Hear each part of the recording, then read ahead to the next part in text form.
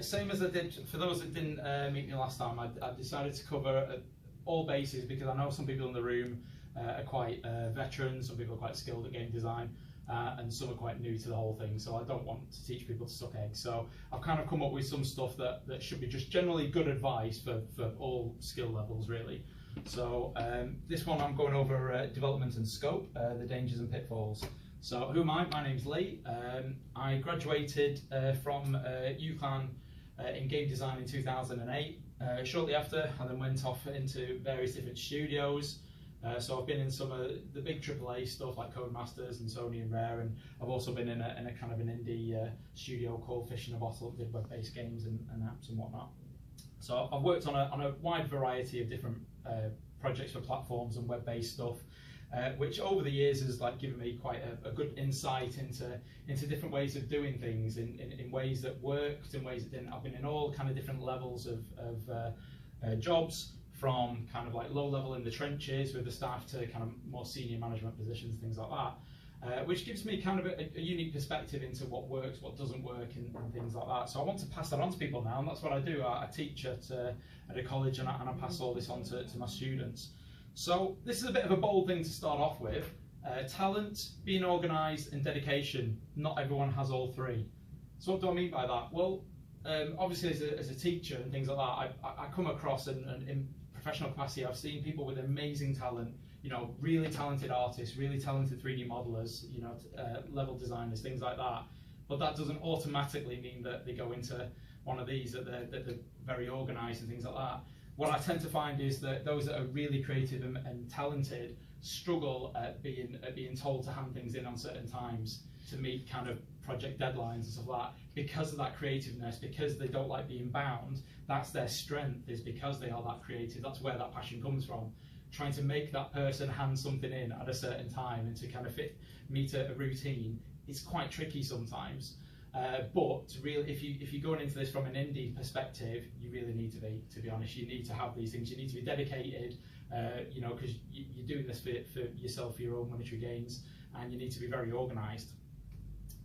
So before you begin, who are you making the game for? Yourself, friends, or I've put in bold this one, or for a client?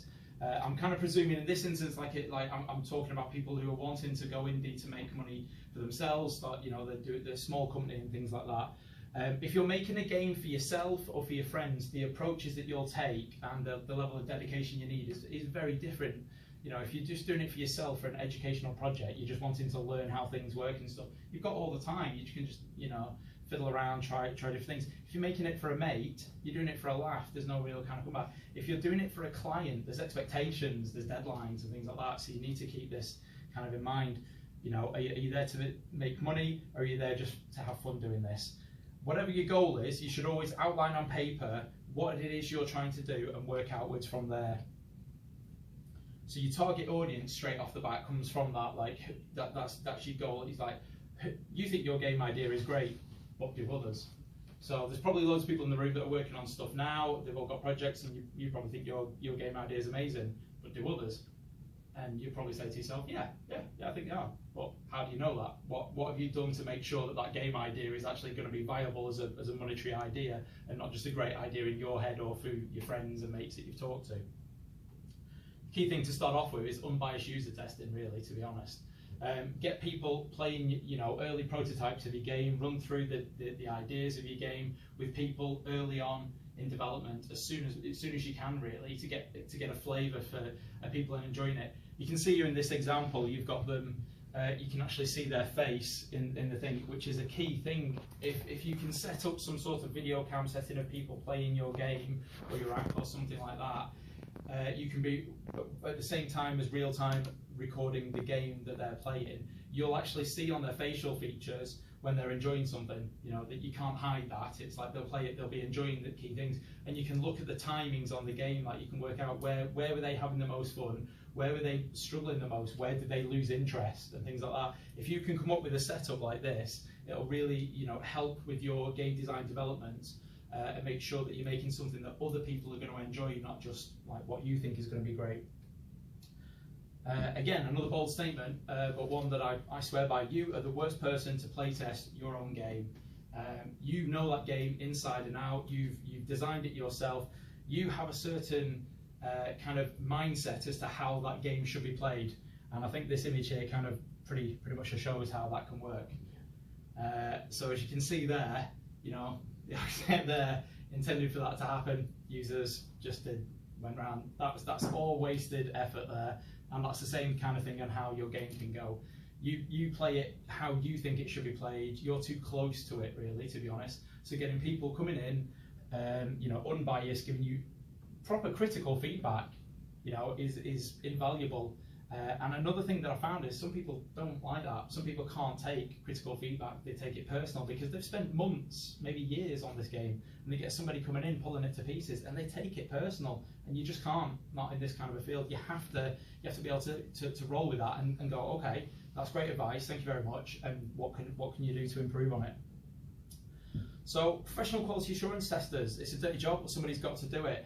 A lot of developers have the mindset that because they're working on the game all the time, that they'll check for bugs and they'll test it. They might do some automated testing and might do a little bit of user testing and things like that. That's not really enough, to be honest, to kind of iron out everything. There's a reason that, you know, big AAA studios have like in-house quality assurance testers. There's a reason there's actually whole companies dedicated to that you can like outsource for quality assurance testing. It's a key skill, it's a key role. It's no different than those who are skilled at 3D modeling. You know, it's a skill set that you develop, that you learn. I can guarantee that I can probably rip apart a game, find loads of bugs that the developers and designers had no idea existed and stuff like that, probably within one day or so, just like looking at it and trying different things. And yet they'll have been on that game for months or whatever and never come across things in the same way. And that's because it's a skill set that I've developed over the years in a professional capacity. So never kind of dismiss the idea of getting other people, professionals, to kind of look over your game where possible, to kind of pick it apart. This can kind of be the example I can give you is one of the studios I worked at. We were doing a game for Disney. The game was very kind of Angry Birds-esque. And one of the weapons that you launched at the stack of towers to knock over was a mole weapon, that dug. So you press the space bar to fire it, and then you press the space bar again to make the mole dig, and then it would go down, and we're supposed to, pressed it again up. I, after pressing the space bar to activate the mole, repeatedly spammed the space bar button to see what would happen, and it cloned the mole just all over the screen repeatedly. So I had something like 20 moles now, mole bombs appearing and come up. When I went to the developer on it, called David, and I said, this happened, he just went, but why would anyone ever do that? And that's because just because you're working on the game and stuff like that, some people seem to have that kind of approach of nobody's ever going to do that. And a good QA tester, will attempt everything. They will, push all the buttons on the keyboard just to see what happens and try everything. Because unfortunately, why would anyone ever attempt to do that? Because some people in the world want to try and break your game. They will try to get to all the way to the end of your game and see how far backwards they can get from the beginning. They will want to try and break your game, and you don't want that to happen when it's in the public domain. That's bad reputation for yourself. So never presume people will be nice with your game. People best I've always had for that is someone built a spreadsheet. Someone clicked 256 times in a cell, up and down, and it broke. Yeah. Really badly. Lost a professional career out of that sort of stuff. Like you check out speedrunners on Twitch and stuff like Games Done Quick, and they all use like get out of level glitches and stuff like that. Exactly. So if that suddenly appears in the public domain that hack is available, that you can do this cheat, that you can do that kind of stuff, that makes you look bad, like you've not actually you've not put as much attention in. And while some of the bigger AAA studios might have the money and the weight to kind of ride that out, the lower ones don't. One example I can give there is there's a Tiger Woods golf game, and Tiger Woods walked out onto a pond to hit the ball off the top of the surface of the pond, and it was highlighted. But if that was anybody else, if that was a smaller scale game, that would have made them look bad. However, with it being EA with a lot of money behind them, they actually did a video where they got Tiger Woods to then walk out on the pond and go, he's just that good, and so they could put a bit of spin on it. So, you know, not every company's got that kind of money behind them to do that. So you really should be as thorough as possible with checking every single glitch. I managed to actually get 6 ships in No Man's Sky because of that nice little bug where you get an abandoned ship, you sell it, the person goes, well, I don't want that, you go and buy it again, then you go back. I got 6 ships, it's great. I love that. So if you are going to go down the route of, you know, you want to methodically test your product that you've been making, that you've been working on for a certain amount of time, a good advice I would say is, you know, come up with some test plans. And I'll give you a very basic example of this. So say for example you're working on a first person shooter that's got, you know, X amount of guns in the game. You really need to then go through and do a test plan just solely for testing the weapons in the game, and does the animations and the 3D model look okay when you're doing the animation for them weapons in the game.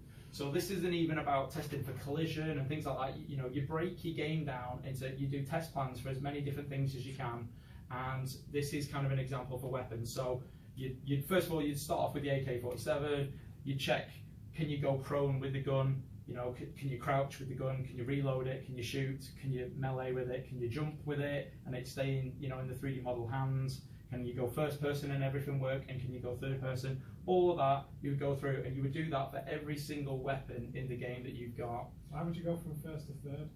For camera collisions? Yeah, just to see, sometimes in first person mode you might not actually notice that maybe there's clipping or something, that maybe the stock might be actually in your chest or something, and then when you go out to third person, you know, you can see the hand is like over here or something like that. So it's just making sure that the animations all work in both, like when you're breaking it down.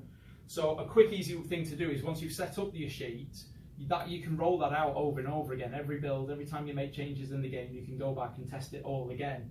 And yeah, it is monotonous, but it's one of the best ways to kind of make sure that your game is as stable as possible. You can see here that if this had been me going through this game and I found all that, the majority of everything is looking green there. So if I like, you know, you just colour the box green, quick, move on, next one. At the end of doing all of that, you should have a nice visual overview as how stable is your game looking. If everything's green, good. If everything's red, very bad.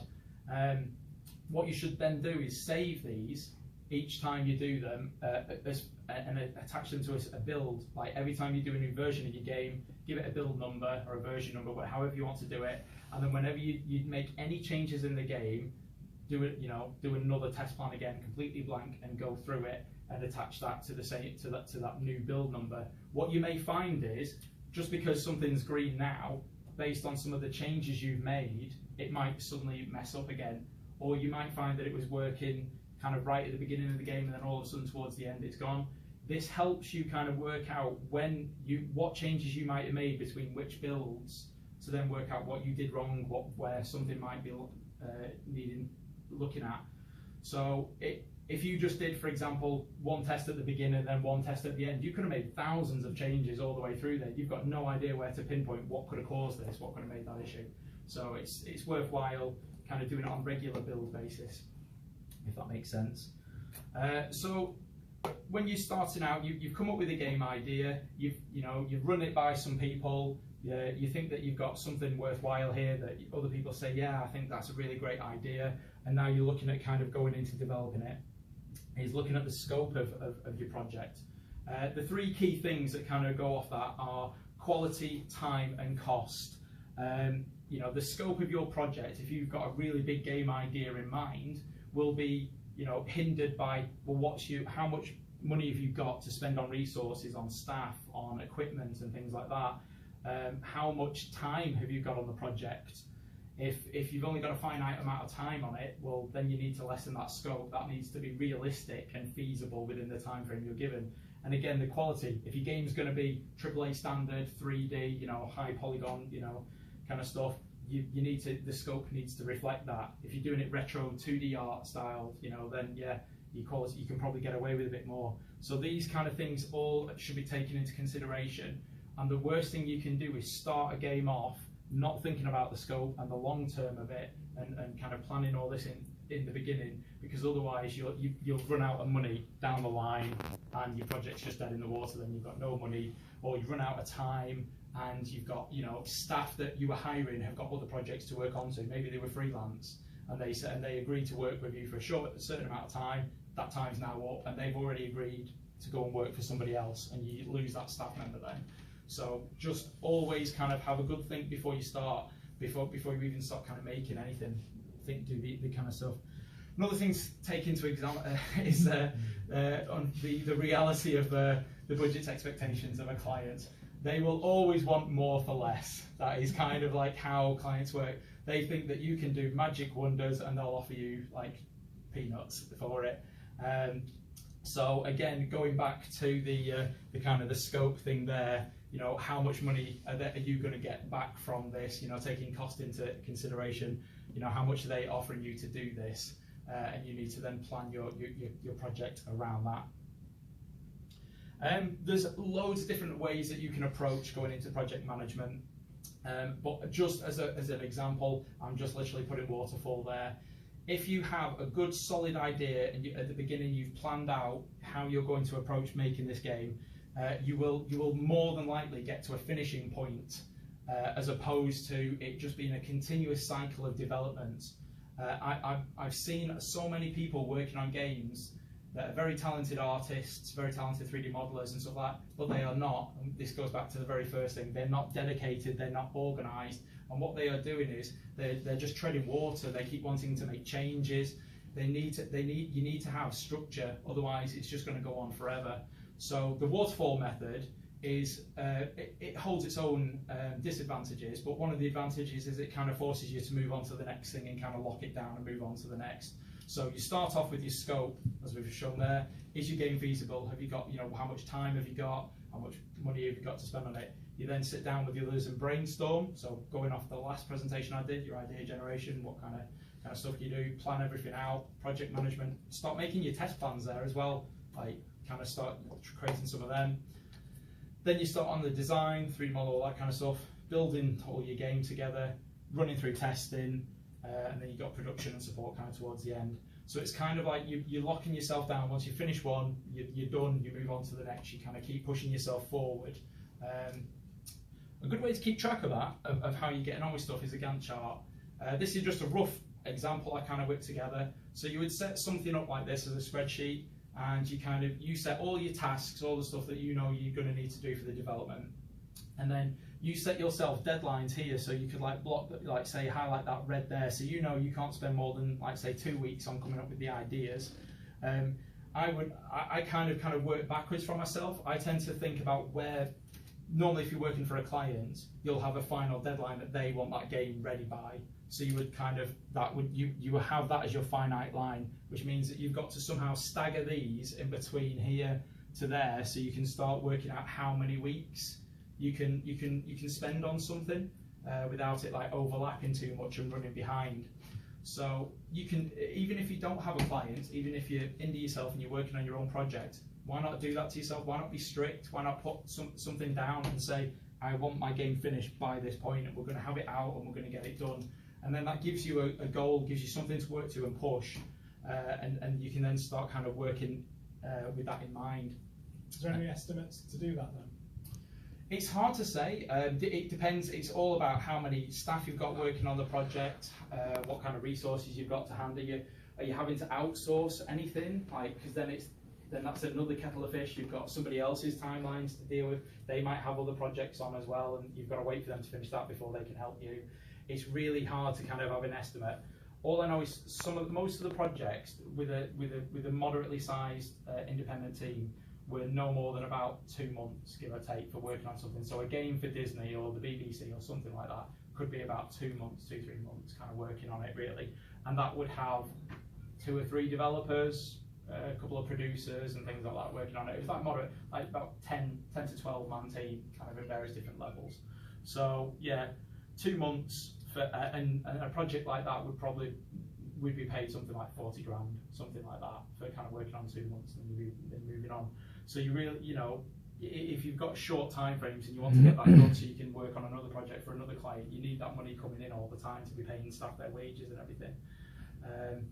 But yeah, that's just as a rough rule of thumb. That's pretty much it really. A bit short and sweet, but I kind of wanted to just to cover all the basics. Has anyone got any kind of questions or anything that you want to run by me? No? Super. Let's good for me. Right, thank you very much. Just so everybody knows, Lee's last talk, if you're interested and you want to go back, is on his YouTube channel, is it? It is, yeah, it's on my YouTube channel.